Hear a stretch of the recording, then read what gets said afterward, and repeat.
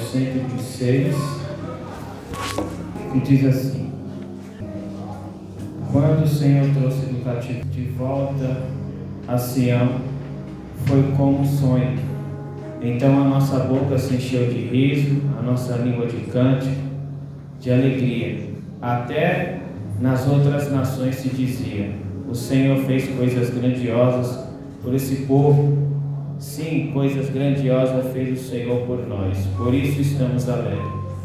Senhor, restaura-nos assim como enches o leito dos rios no deserto. Aquele que semeia com lágrimas, com cantos de alegria colherão.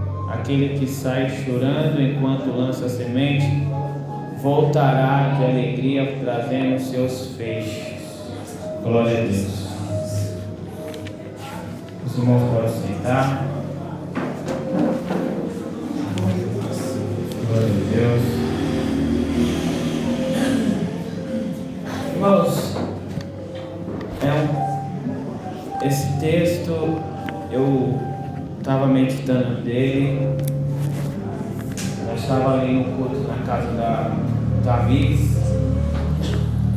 O pastor estava na sua oportunidade de trazer a palavra. Ele recitou esse texto para dar um encerramento, que era o encerramento da campanha que a Márcia, a Emily e a Tamires fizeram. Era o último dia. Aí o pastor propôs, de propósito, ele trouxe esse texto e ele trouxe uma mensagem. Eu meditando no texto, ali fala de alegria. Ali está falando de uma nação que sonhava voltar para sua terra de origem. E de repente esse milagre veio acontecer. Depois que Jeremias pregou o povo e trouxe a profecia que o povo ia ser castigado, a cidade de Jerusalém ia ser destruída, o templo, os seus muros, e o povo seria levado cativo para a Babilônia. E o povo ficou 70 anos no cativeiro, numa terra estranha, a qual não era sua terra natal. Mas o texto é um texto que traz alegria para aquele povo, porque quando o povo começa, o salmista ele começa a narrar o texto, ele mostra que o povo estava alegre, porque a notícia chegou no cativeiro. Quer dizer, o povo que estava cativo recebeu uma notícia: arruma todos os seus pretextos, todas as suas coisas, porque vocês vão sair desse lugar, vocês vão voltar para a sua terra de origem.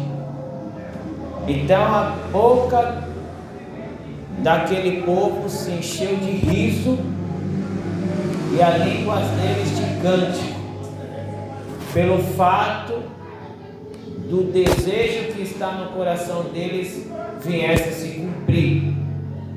Para que os irmãos entendam, lá no Salmo 37 mostra que o povo ele estava em agonia, porque o salmista no Salmo 137 ele narra dessa forma: junto aos ribeiros da Babilônia nós nos assentamos e choramos com saudade de Sião. Sião aqui é Jerusalém.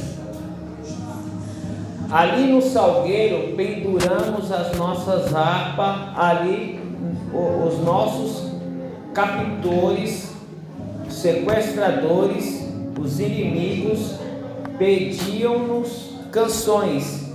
Você vê que o próprio povo de Israel, o próprio povo aqui, que foi levado cativo, e no cativeiro, ele estava junto ao rio da Babilônia, estava lá numa terra estranha, E ele pegaram os seus instrumentos, que eles entoavam louvores a Deus, eles penduraram, quer dizer, eles deixaram de exercer o seu ministério de adoração, como eles faziam em Jerusalém, pelo fato de ele estar numa terra estranha. Então quer dizer, além de ele estar numa terra que não era deles, uma terra onde a idolatria operava, uma terra que o costume era diferente, uma terra que eles mesmos sabiam que o povo que era a origem daquela terra, as coisas que fazia, Israel entendia que era abominável aos olhos do Senhor. Eles pegaram os seus instrumentos, eles pegaram os seus cânticos e o penduraram, deixaram de exercer. Só que os que colocaram ele como os prisioneiros pedia para eles cantar os louvores que eles cantavam em Jerusalém, porque Jerusalém, os irmãos bem sabem que Jerusalém é a cidade santa. Jerusalém é onde o templo de Salomão foi construído. Jerusalém foi na onde que, quando o templo foi construído, os músicos, quando começaram a entoar louvores, quando a arca estava sendo colocada no Santo do Santo, a Bíblia narra que eles não conseguiram ficar de pé, porque a glória do Senhor encheu o templo que habitava dentro de Jerusalém. Jerusalém é a cidade aonde Davi pegou a arca e conduziu até lá, mas no caminho foi de forma errada, porque ele colocou em uma carruagem de boi, e um dos seus servos que habitava na carruagem, quando a arca pende para cair, ele estende a mão e toca na arca, mas por ele não ser da linhagem de Davi, dos levitas, ele é fulminado por Deus, porque ninguém poderia tocar na arca a não ser os levitas, aqueles que foram escolhidos por Deus. O que acontece? Essa arca, ela tinha uma direção. Davi tinha um desejo de levar essa arca para onde? Para o templo, não, na verdade para Jerusalém, porque a construção do templo veio pelo seu filho Salomão, mas mesmo assim ele queria levar a arca da aliança para Jerusalém. Jerusalém era uma cidade muito respeitada por outras nações. As outras nações reconheciam que em Jerusalém existia algo diferente, algo que chamava atenção, porque você vê que no próprio texto do Salmo 37, os prisioneiros, os caldeus, aqueles que faziam parte da Babilônia, pedia para que eles viessem entoar os hinos que eles cantavam em Jerusalém. Em Jerusalém se manifestava a glória de Deus. Em Jerusalém, se não me falha a memória, foi aonde Jesus Cristo foi crucificado.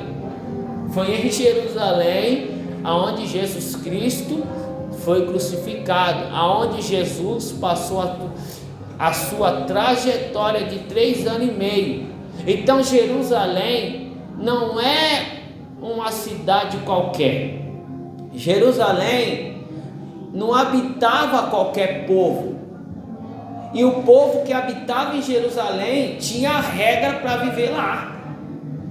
Tinha que ter regras para viver em Jerusalém, porque para Jerusalém ser conquistada pelos israelitas, deu trabalho, porque Deus tinha diversas cidades para escolher, como a terra de Ai, como a cidade de Jericó, como outra cidade para formar a sua nação e habitar lá. Não, mas ele escolheu Jerusalém, que, se não me falha a memória, pastor, habitava pelos jebuseus, é isso? E diz que quando Judá guerreou com os jebuseus na primeira guerra para retirar o povo de lá, eles não conseguiram tirar todo o povo, aí Judá e o Jebuseu, alguns dos povos, habitaram junto em Jerusalém. Mas como Jerusalém era a promessa de Deus, tinha que ser conquistada, porque em Jerusalém Deus tinha um propósito. Em Jerusalém Deus tinha um projeto. Em Jerusalém algo diferente ia vir acontecer. Então por isso que Paulo, em Atos dos Apóstolos, a Bíblia diz que quando ele deseja retornar para Jerusalém, aonde habitavam os outros apóstolos, os outros que caminhavam com Paulo ficaram entristecidos, porque sabia que se Paulo retornasse para Jerusalém, ele seria morto. Por quê? Porque Paulo, que perseguia a igreja, passou a ser perseguido, fez tanta coisa para Deus, mas o desejo de Paulo era concluir o seu ministério em Jerusalém, porque independente se estava sendo feito de forma errada, mas Paulo reconhecia que aquela cidade era a cidade a qual Deus edificou.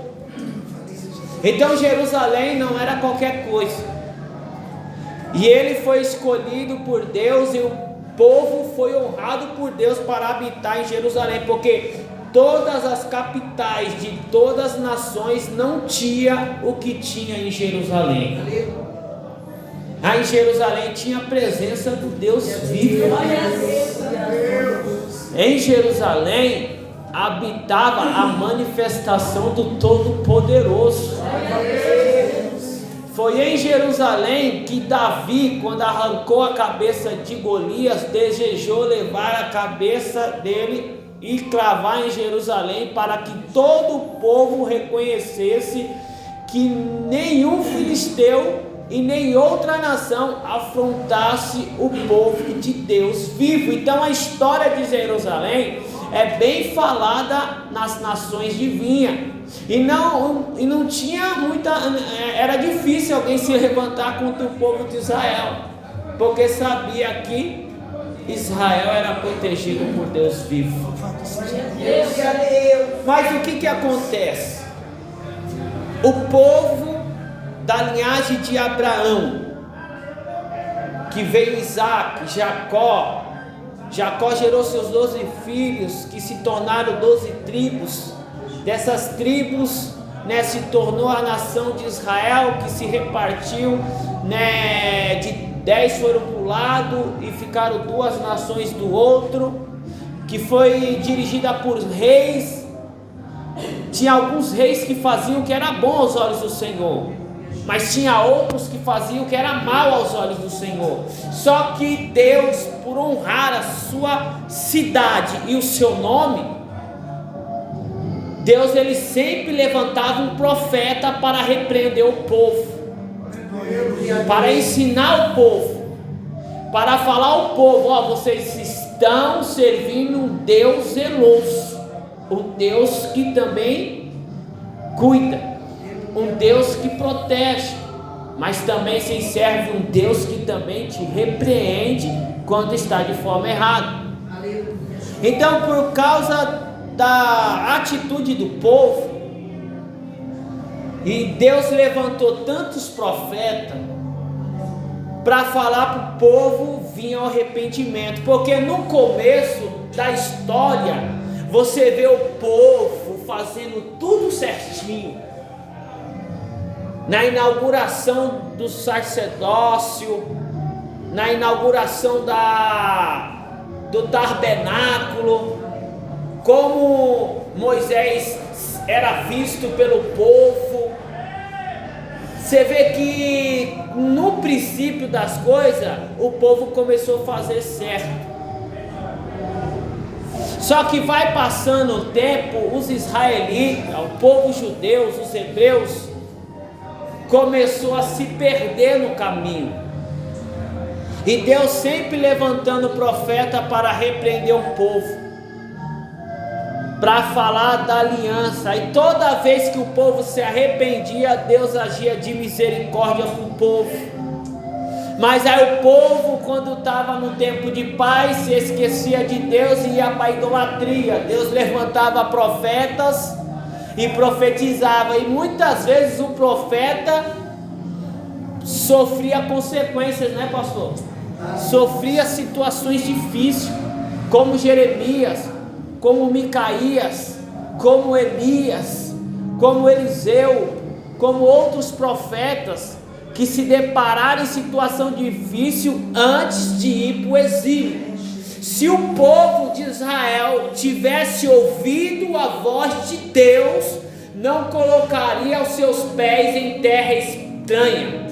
Se o povo de Israel, que conhecia Deus de verdade, pelos sinais que Deus tinha feito, o povo de Israel sabia que Deus era o único verdadeiro, porque eles viram os sinais que Deus fez. Eles viram as 10 pragas do Egito. Eles viram Deus transformando água salgada, água em doce no meio do deserto para eles beber. Eles viram Deus mandar manar do céu. Eles viram coisas que eles nunca tinham visto.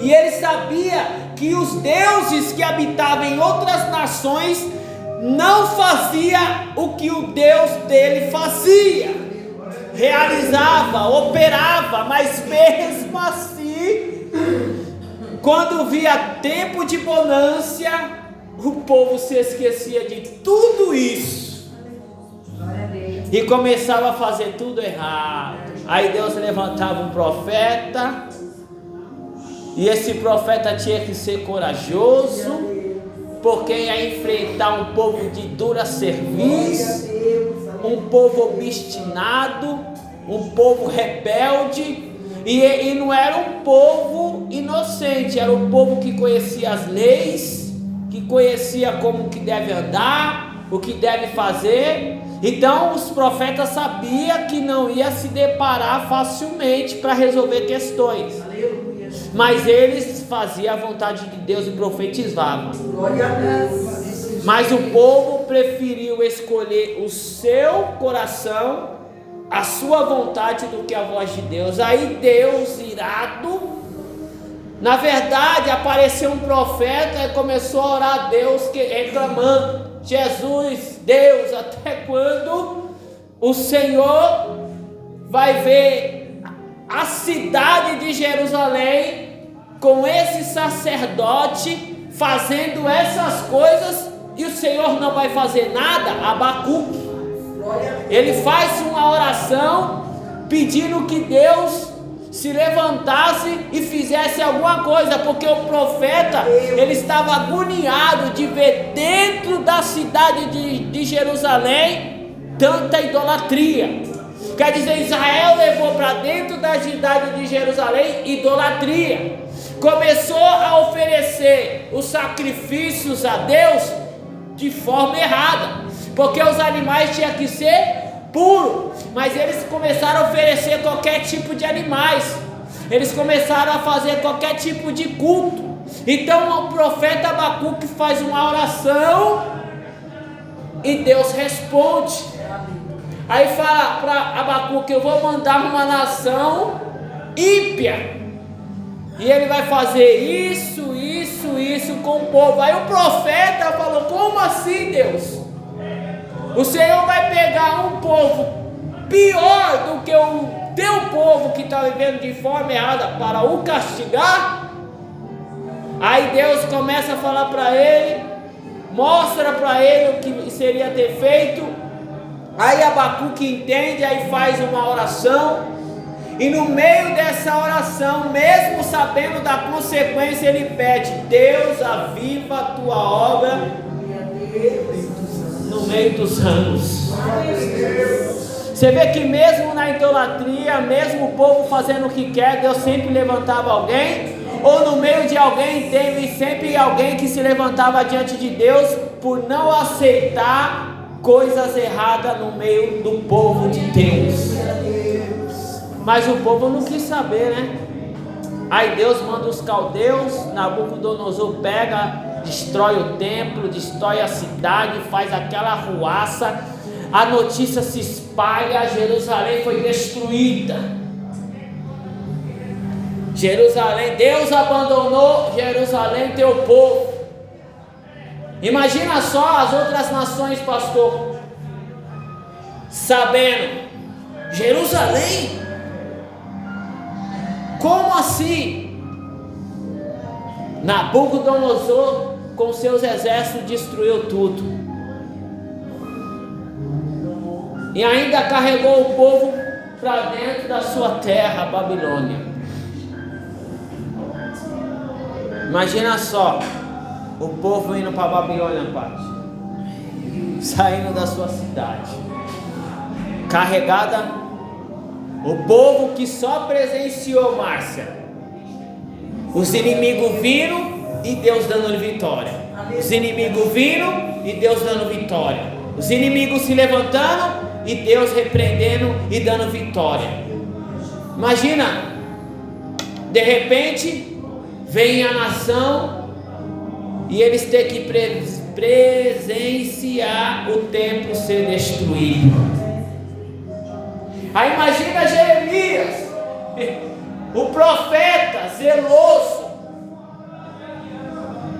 zeloso, e ele tem que profetizar que a terra que ele ama seria destruída. Aí dói para o profeta.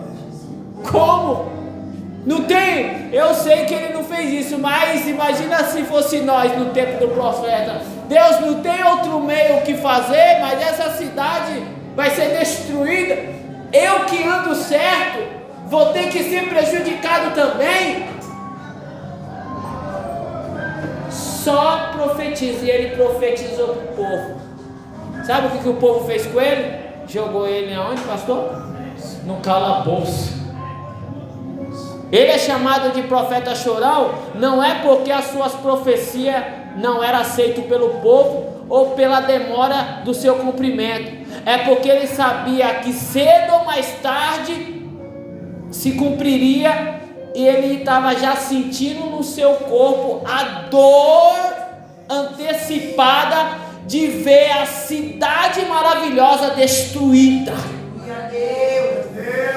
Eu vou dar um exemplo para você. Imagina você ou eu que nascemos em Cristo, primeiro dia da conversão. E você teve uma entrega tão grande que na conversão sua, aquela graça desceu sobre você, o Espírito Santo, Jesus colocou na tua vida, você foi selado para o grande dia da redenção. Aí daqui a pouco veio o revestimento de poder, aí nos cultos Deus te tomava, você profetizava, você nas suas mensagens, Deus abriu o céu, te dava uma mensagem poderosa, você via a igreja inteira no poder de Deus, almas se rendendo aos pés de Jesus. Aí de repente aparece alguém e fala que você não vai ter mais essas coisas. Aí você que ama isso, como que você vai ficar desesperado? Como assim? Ou imagina você chegando num ambiente que sempre teve a glória, aí de repente você chega num ambiente, o que está acontecendo aqui? Jeremias sofreu, mas o povo foi parar onde? Na Babilônia.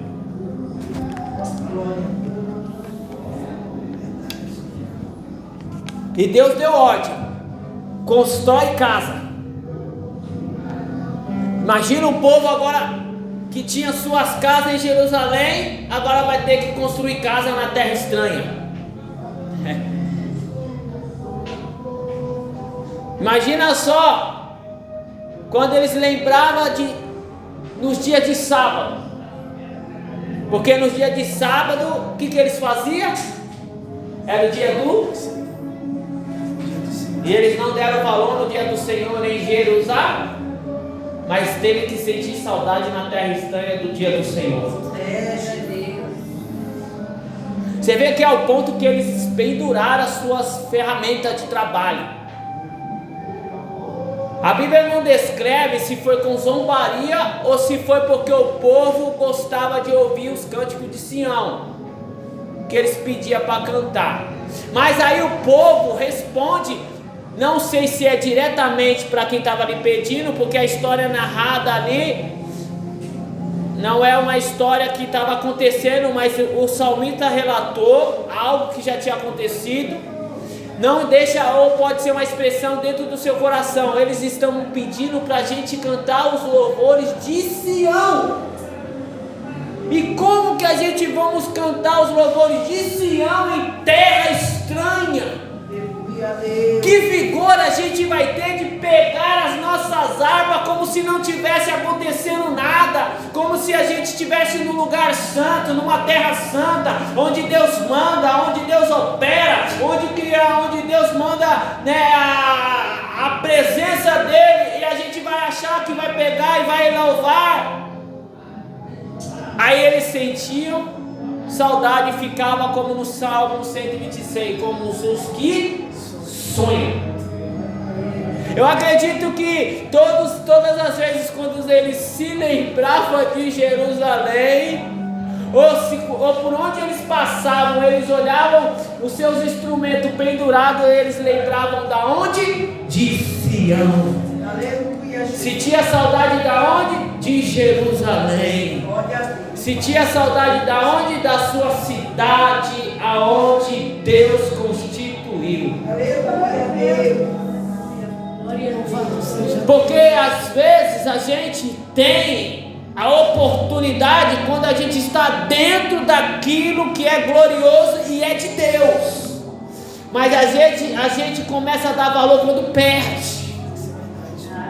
A gente só começa a dar valor quando vai embora. Aí a gente começa a ter pensamentos quando a gente já está no beco sem saída, ou como a gente está num labirinto onde a gente não encontra saída. Aí a gente começa a trazer pensamentos assim: se eu tivesse ouvido a voz, ou se eu tivesse dado crédito, ou se eu tivesse dado ouvido, eu não estaria aqui, ou eu não estaria assim. Às vezes pegamos em pensamentos e falamos: por que eu deixei os princípios das coisas? Porque, fala a verdade, quem está no estado crítico e não sente saudade quando entrava no culto e a glória de Deus descia sobre a vida da pessoa no individual, você voltava para sua casa regozijando na presença, sua semana inteira era de alegria e próspera, mesmo com a situação física crítica, mas nada fazia o seu sorriso desaparecer, porque quem fazia o seu sorriso aparecer era a presença de Deus. Aí sente saudade, aí fica só aquele conto: antes era assim, antes o negócio era fervoroso. Aí fica só buscando. Vamos levantar um culto de reforma, vamos levantar um culto de restauração, porque restaurar é fazer aquilo voltar a ser como era antes. Você vê que quando o povo ele sai da Babilônia com uma ordem, constrói o templo e os muros e edifica a cidade. Mas mesmo o povo saindo da Babilônia, quando eles chegaram em Jerusalém, sabe o que eles fizeram? Eles foram dar mais ocasião aonde eles iam morar do que o templo de Deus que tirou eles da Babilônia. Mas aí Deus continua levantando profeta depois da Babilônia. Ainda fala: de vez você está edificando o templo, vocês estão aí preocupados com as suas casas. Profeta Ageu. Mas uma coisa é, mesmo o profeta dizendo isso, que a glória da segunda casa seria maior do que a primeira. Mas na realidade não foi assim. Porque o primeiro templo nunca ia, o segundo templo nunca ia se igualar ao primeiro. Porque a história do primeiro vai ficar só na lembrança. As coisas que aconteceram no passado, para Israel só ficou na lembrança, porque daí para frente a trajetória de Israel foi a mesma.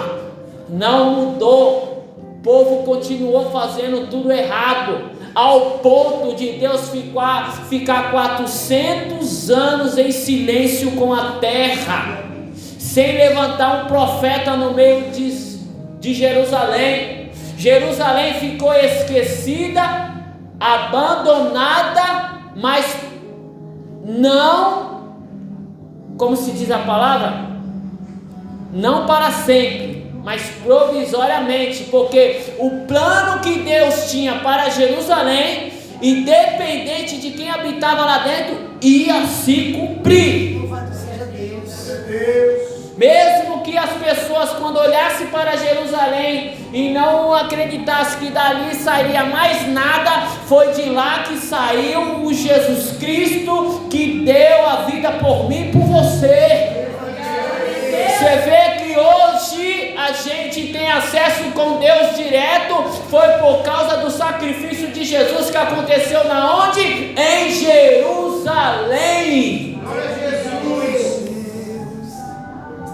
A história de Jerusalém é muito grande, pastor, e edificante. Porque em Jerusalém, Louvado seja Deus. estava tendo o dia de Pentecoste. Foi em Jerusalém. E os discípulos estavam reunidos no cenáculo em Jerusalém. Aonde que os discípulos foram revestidos de poder? Em Jerusalém. Glória a Deus. Louvado seja Deus. Porque quando Deus ele libera uma palavra, se ele tiver que repreender, se ele tiver que fazer o que ele tiver que fazer para a palavra dele se cumprir, vai se cumprir, porque a palavra dele não volta vazia. Você vê que Israel teve que passar pelo que passou, a cidade chegou a ser destruída, mas não deixou de existir, porque Jerusalém tinha uma promessa: de lá nasceria quem? De uma virgem, Emanuel, Deus conosco.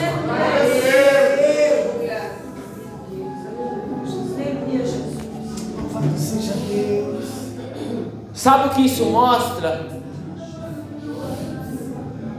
Que não está acabado. Glória a Deus. Sabe o que isso traz? Que ele não deu a última palavra. Glória a Deus. Sabe o que quer dizer com isso? Que é daí aonde ninguém acredita que vai gerar muitos milagres. Porque a cidade de Jerusalém, ela ainda leva o seu nome no livro de Apocalipse. Porque esse velho céu e a velha terra se passar, e Deus vai trazer um novo céu e uma nova. Vai descer do céu a cidade de Jerusalém. Glória a Deus. Eu imagino as outras nações, para me concluir, dizendo: aquela cidade próspera se acabou, chegou ao fim. Cadê os deuses? Cadê o Deus dessa cidade? Imagina as outras nações dizendo. As pessoas diziam que esse Deus nunca perdia, mas perdeu. Olha, por causa de eles olhar a cidade de Jerusalém. Mas Jerusalém estava passando por um processo. Jerusalém precisou ser destruída, ser arruinada, chegar num estado de ruína, para um propósito. Você vê que Deus quebrou, destruiu Jerusalém para reconstruir, porque de lá viria o Cristo Jesus. Então eu entendo que Jerusalém era guardada por Deus, mesmo nos seus momentos difíceis, mesmo nos seus momentos caóticos, mesmo nos seus momentos maus, estava sendo guardada por Deus, porque não deixou de existir. Eu trago para você e para mim, é só um processo de restauração para uma vida permanente com Deus. É um processo de mudança para que a gente venha sentir na pele que sem Deus nada faz sentido. E eu digo para você uma coisa: o que Ele tiver que fazer, Ele vai fazer, porque o que Ele projetou tem que acontecer. A palavra dele tem peso. E se Ele for ao teu encontro para fazer uma restauração, Ele vai, e Ele não mede esforço. Mas o processo pode ser doloroso, mas para a morte não. É para nos ensinar alguma coisa, para quando a gente for cheio de novo, a gente não querer perder como perdemos antes, para que a gente venha trazer para a nossa vida e guardar com todas as chaves que a gente tem, porque nós sabemos que por meio da presença dele é que nós vamos alcançar a vida eterna. É por meio do Espírito Santo de Deus que nos conduzirá para encontrar com Jesus nos ares. É através do seu gemido que Deus vai te trazer a solução. Em nome de Jesus Cristo, eu desejo ser restaurado, eu desejo ficar de pé, eu desejo andar para frente, eu desejo Cristo. Você deseja? Você deseja? Você almeja? Você quer a habitação do Espírito Santo dentro de você? Você quer caminhar com Jesus de dia e de noite? Você quer andar com Ele aonde você for e aonde você estiver, que Ele esteja com você também, seja na guerra ou seja na paz? Então você tem que chamar Ele para um encontro. Você tem que chamar Ele para uma conversa e dizer para Ele tudo sem faltar uma vírgula. Porque eu sei que Deus ele tem prazer em restaurar. Eu tenho a certeza, como a Bíblia diz, que as coisas velhas se passaram e tudo se fez novo. Deus tem prazer de mandar as coisas velhas embora e fazer tudo novo para que a gente fique com Ele. Se você ler todos os evangelhos, você vê Deus trazendo as pessoas mortas para viver novamente. Deus ele acha os perdidos, aqueles que não são, para confundir os que são. Você vê que Deus pega aquele que não tem mais jeito e exalta no meio dos príncipes. Mas basta a gente querer. Sabe o que Deus produziu no meu coração quando o pastor estava ministrando a palavra? Eu estava dialogando com a minha esposa. E essa situação aqui acontecia muito comigo dentro do presídio. Quando as pessoas pregavam, eu ficava meditando no texto e Deus abria o leque para mim e eu ia me dando sentido da palavra. Lógico que eu já fui melhor do que hoje, mas por causa das minhas próprias escolhas. Mas sabe que produziu no meu coração?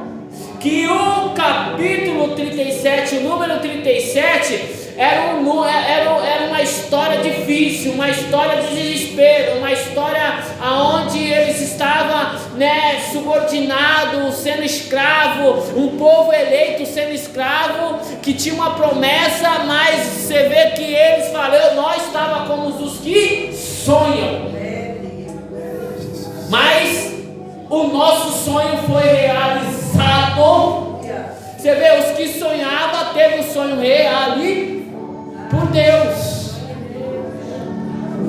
E Deus falou no meu coração, não basta estar no culto, não basta participar de uma campanha, não basta fazer jejum, não basta só ler a Bíblia, não basta, vestir uma roupa diferente das pessoas que estão de fora. Sabe o que Deus falou para mim? Eu preciso que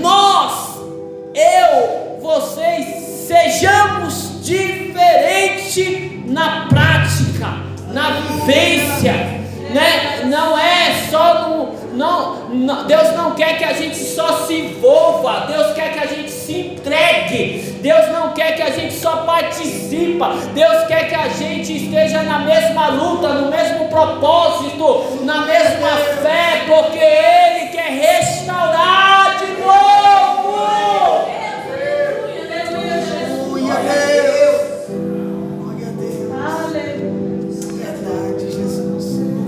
E eu gosto eu amo quando isso acontece, porque o meu coração começa a sentir a graça de Deus operando dentro de mim, mostrando para mim, eu não deixei de te abençoar, foi você que se afastou das minhas bênçãos.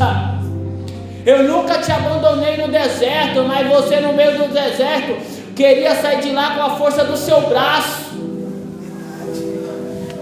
Mas Deus, Ele diz, hoje, se ouvires a minha voz, eu restauro a tua vida no nome de Jesus. Não seja envolvido, mas esteja de cabeça no propósito.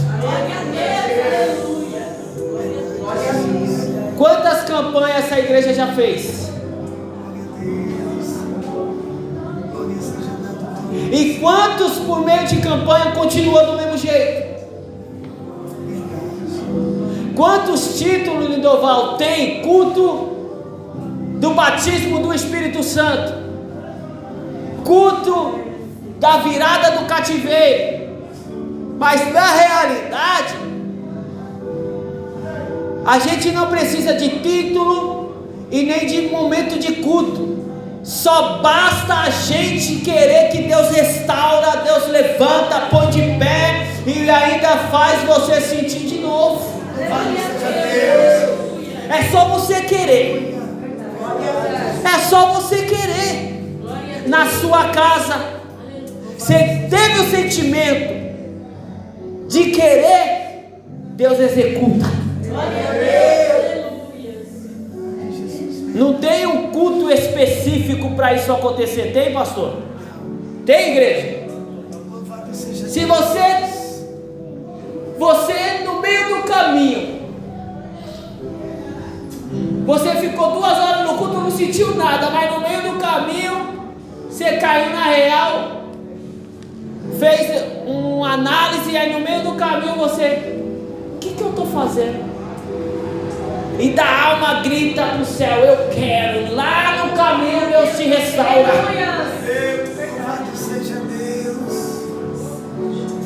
Você acredita que Deus faz assim? Glória a Deus. Então, no nome de Jesus Cristo, Louvado seja Deus. não vamos ficar como os que sonham mais, só sonhando, só sonhando, só sonhando, só sonhando. Não, nós precisamos fazer alguma coisa. Nós já começamos bem clamando,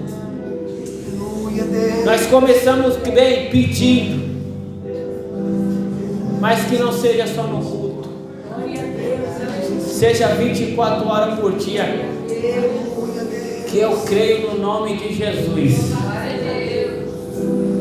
Eu creio no nome de Jesus. Você crê no nome de Jesus? Então se coloque de pé. Louvado seja Deus. Glória a Deus, aleluia, Jesus, glória a Deus. Em nome de Jesus Cristo. Glória a Deus. Glória a Deus. Que Deus abençoe a gente. Que Deus abençoe nós. Louvado seja Deus. Porque só os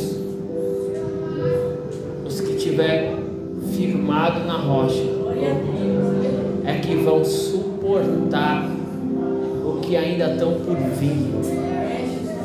Verdade, Jesus. E eu agradeço a minha oportunidade, pastor. Glória a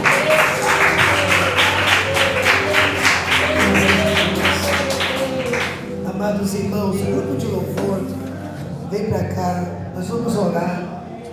Nós vamos orar. É como o presbítero Júlio falou. Vai de gota em gota.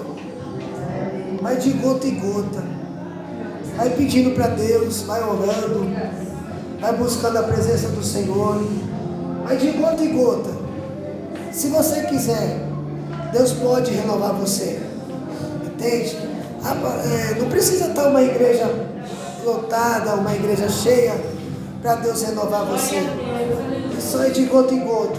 Nós vamos fazer uma oração. Vamos fazer uma oração e vamos louvar ao Senhor.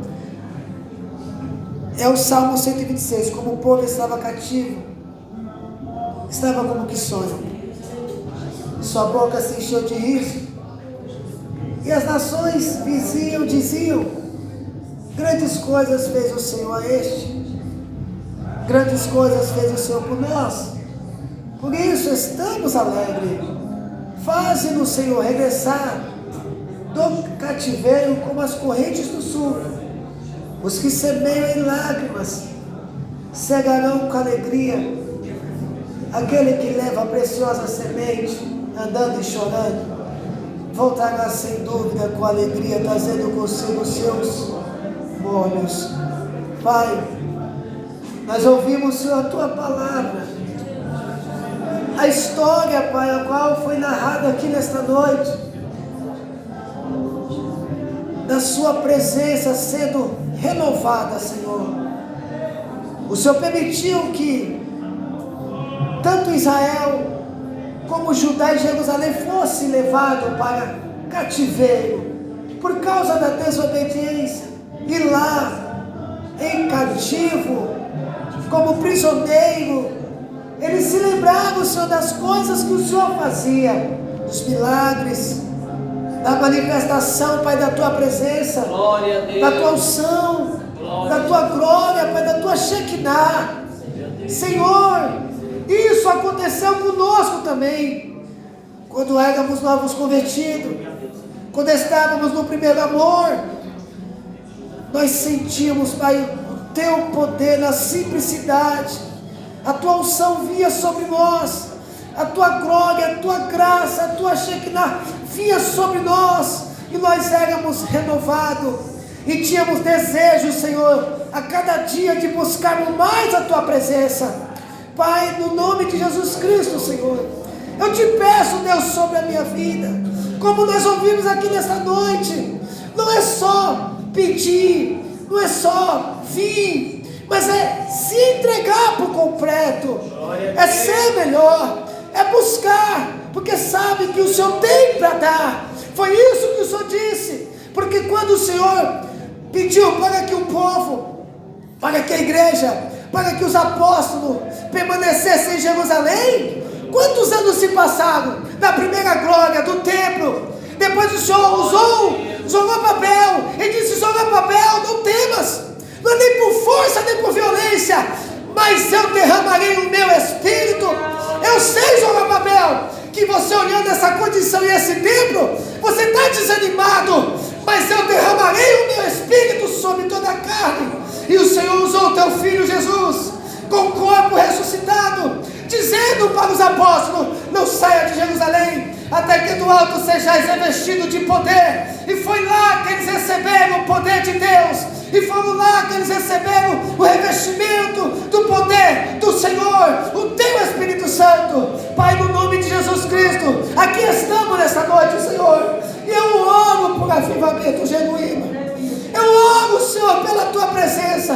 Eu oro, Senhor, pedindo a reforma, Pai, sobre nossas vidas, para te servirmos melhor e sentirmos, Pai, a tua graça como antes, e sentirmos, Pai, o teu amor, o teu amor como antes, e sentirmos, Pai, a tua presença, Senhor, como antes. Pai, toma, Senhor, cada um nas tuas mãos, Senhor, e que o Senhor possa fazer, nem que seja de gota em gota, Senhor. A cada culto, oh Pai, nós saímos daqui quebrantado, nós saímos daqui melhor, para a tua glória, Senhor, para o teu louvor. Assim, Deus, eu te peço, Pai, e te agradeço, Senhor, no nome de Jesus Cristo. A igreja diz: vamos louvar o Senhor.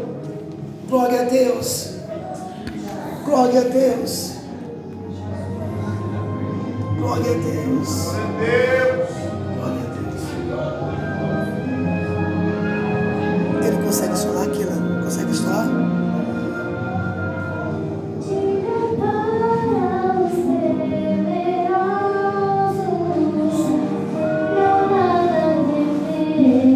Louvado seja Deus.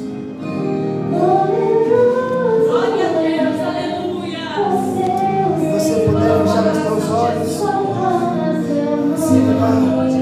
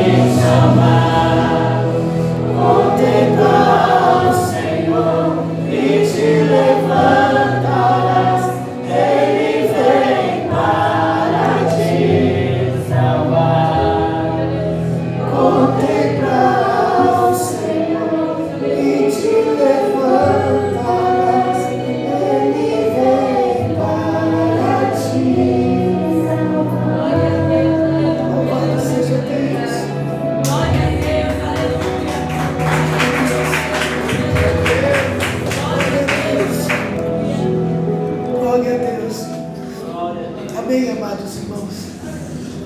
Louvado seja Deus. Pai, eu quero, Senhor, te agradecer. Obrigado, Senhor, por essa palavra. Obrigado, Senhor, por este culto. Obrigado, Deus, pela vida dos meus irmãos. Obrigado, Senhor. Nós estamos como que sonham, mas crendo, Pai, que o Senhor sempre está pronto a renovar, a fortalecer aquele que está fraco, animar aquele que está desanimado. O Senhor sempre está pronto a curar, o Senhor sempre está pronto, Senhor, a manifestar o teu poder. Leva, Pai, o teu povo em paz e segurança. Os guarda, Senhor, os livra, Pai, do homem sanguinário, do acidente. E proteja, Pai, todos de tudo que é mal, Senhor, para a honra e glória do teu nome, ó Deus. Assim, ó Pai, eu te peço, Senhor, e te agradeço, ó Pai, no nome de Jesus Cristo. A igreja diz: amém. Glória a Deus.